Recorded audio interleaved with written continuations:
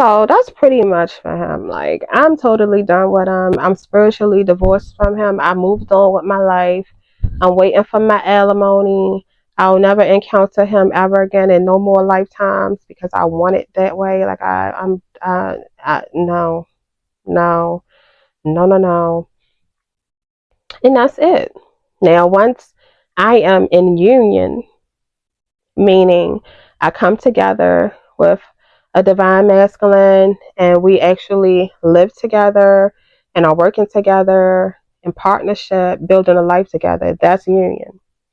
That'll be my new spiritual spouse, and that cord with him will be severed. That'll be my divine counterpart. So once I'm in union with someone else, the old connection with him will be totally severed. And I'll be in union with my new divine counterpart, living together, working together, building together. And the next lifetime that I have, I'll be married to my new person. It will not be him. Like, he and I's marriage is completely over. You know what I'm saying? And that's how I want it. I ain't got to deal with his shit. You know what I'm saying? I don't have to deal with it. It's over. Now, can I still feel him? Yes. Is he still holding on to me? Yes. But that's only like he's delaying the inevitable. He's not really delaying anything as we're spiritually divorced, but he was delaying the inevitable, and now he just holding on to the very end. But yeah, that's it for him. I don't think I need to say anything else about him. That's it for him. My next video, I'll probably talk about the divine masculine soulmates that I've encountered and give y'all a little bit of insight on how to handle when you are in the energy of attracting. You will attract potential partners. You know what I'm saying? You'll attract soulmates, your divine soulmates or good soulmates. You know what I'm saying? I'll tell you how to maneuver through that, how not to get stuck on one because y'all have a spiritual connection. Because trust and believe, I've been around for a very, I can't even say how many berries. I've been around for forever. And I've had many husbands, more than I can say, you know what I'm saying?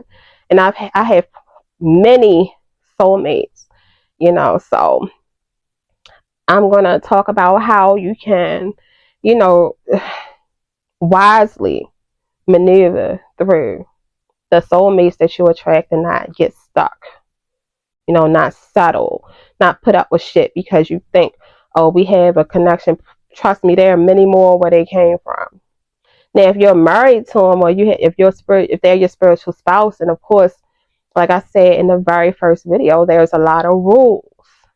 There's a lot of different things that you have to go through. You know, they get plenty of chances to be able to align with you. They get plenty of time, plenty of opportunities, more than a regular soulmate would if you are married to them, if they're your spiritual spouse.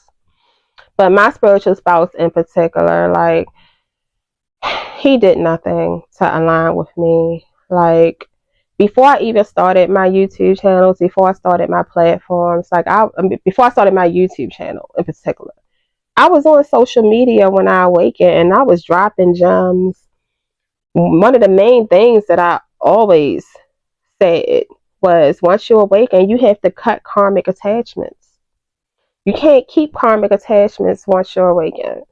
I basically drilled that down, you know what I'm saying? And he still kept his karmic attachments. Like, that's another thing. Like, you got to know if you can work with somebody. Like, I can't work with nobody if they can't utilize my gifts, because my strengths, you know, might not be his strengths. His strengths might not be mine.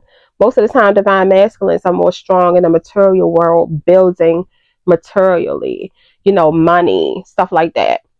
Divine feminines are more spiritual. You know what I'm saying? I can give him insight and how to, have a better, more easy, more pleasant, life karmic free. If he would have actually listened to me and worked with me, and because he watched me like a fucking hawk. So it's like, you're watching me like a hawk, you're studying me like a hawk, but you're not applying none of my knowledge. You're not utilizing me. Basically, he used me in all the wrong ways. He used me for my energy, he used me for my company in the spirit realm, but he didn't use me to help build in his life. He didn't use me to align himself with me. You know what I'm saying? Like, he did. He totally mishandled me. If you're going to use me, please use me in a way that can benefit yourself at least, but preferably both of us. This is a voice text that I sent to my soulmate that my spiritual spouse separated me from.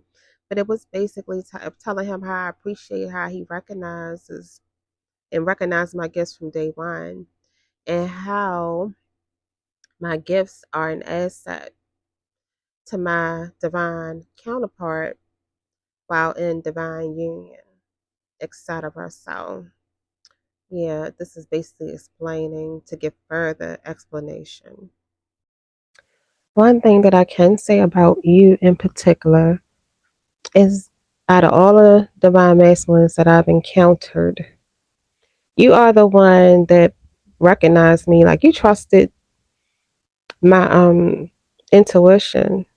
You trusted my abilities from day one. And I recognize that. Not saying it's been a walk in the park between us, but I can honestly say that you trusted me and you saw me for who I am from day one. And that's an important part of like divine unions, like partnering up together. Because most of the time divine masculines be like more grounded and focused on like the physical things, you know what I'm saying? And the divine feminine is more tapped in spiritually. So like, I would be my counterpart's spiritual eyes and give my counterpart insight on stuff that they might not be able to see, give them perspectives and stuff. Like, that's a part of my usefulness. And I was telling somebody that, like, if somebody can't even recognize, but like, my value and how they could utilize me, to build and grow together, then they not worth my fucking time. Like, if you can't even utilize me. So if you can't utilize my gifts and trust, and you know what I'm saying, let me be your spiritual eyes and give you insight on certain shit, you can't even see the value in it, then you are no good for me, and I'm definitely no fucking good for you. It's pointless. One example of you utilizing my gifts, right? So, like I told you, you're watching me for 2.5 years, studying me. I've told, people about the choices that I made to cut karmics off. I even cut off my own son because I found out he was karmic. I can't have karmics in my life. I can't have karmics attached to me. I'd say I dropped so many gems and taught so much that if he actually listened and, you know, took my advice on the stuff that I said I've done, the choices I've made by using my intuition and my discernment, and applied those things to his life, he very well could have been aligned with me to be in union.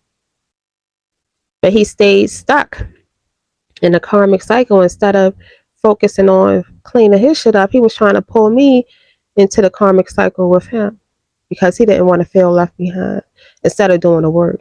So that's an example of a divine masculine studying me, listening to my intuition and my discernment, because I actually use my gifts and I'm very fucking tapped in, and applying what I know in his life to make himself be aligned with me and even be qualified to be in union with me. And it's not including once I'm in union with somebody, you know what I'm saying? The different things that I can tell them, different knowledge that I have that they can apply to their life, to improve it or make it better, to have a happier, more, peaceful life or whatever. You know what I'm saying? That's an example of having someone there and having someone's knowledge, you know what I'm saying, but not utilizing it. Oh, and that's not including the time he spent with me in the astrals.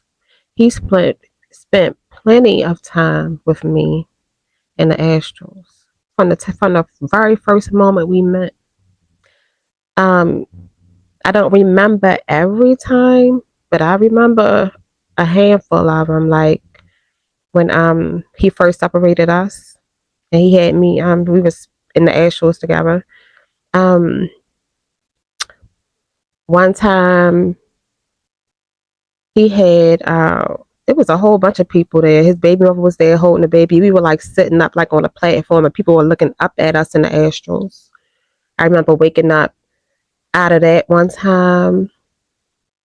What other time? And recently, probably like last month when I was talking to that other guy, he had me in the fucking astrals, spending time with him and his baby trying to butter me up and shit.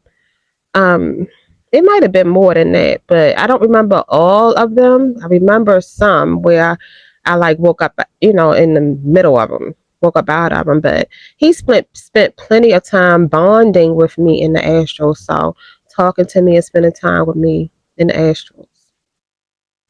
So that's even more information that he's gotten from me outside of watching me in the 3D, and he utilized none of it.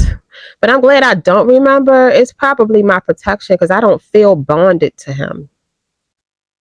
I felt like we had a connection the first year, but once the first year was over, I was done. But he was still bonding with me. That's probably another reason why he did not want to let me go, because he bonded with me and spent time with me.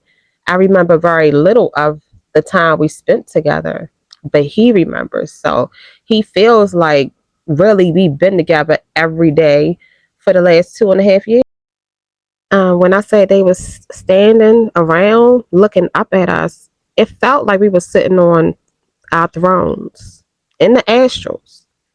And his baby mother and a group of other people were beneath us. And we were up on a platform sitting on our thrones next to each other. And he had them standing, just watching us, sitting on our thrones in the astrals.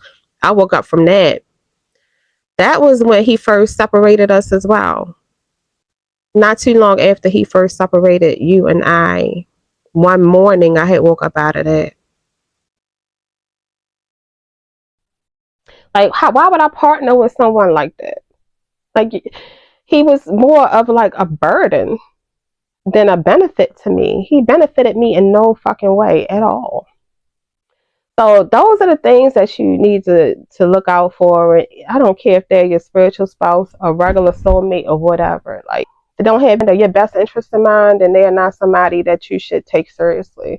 They're not somebody that you should hold on to. They are somebody that you should leave behind, or at least have it in your mind to leave behind until the energy allows you to. Like, so I'll talk about soulmates and how to maneuver through those connections, and for the people that do have spiritual spouses, how to get through that, because my spiritual spouse journey is knocking on 3 years and I'm still not totally free of them. I'm not in union with anyone else yet, but it's not a joke, so I'll talk about that in my next video. So like, subscribe, and share if you're on YouTube. Follow, like, and share if you're on TikTok. And I'll see you guys next time. Bye.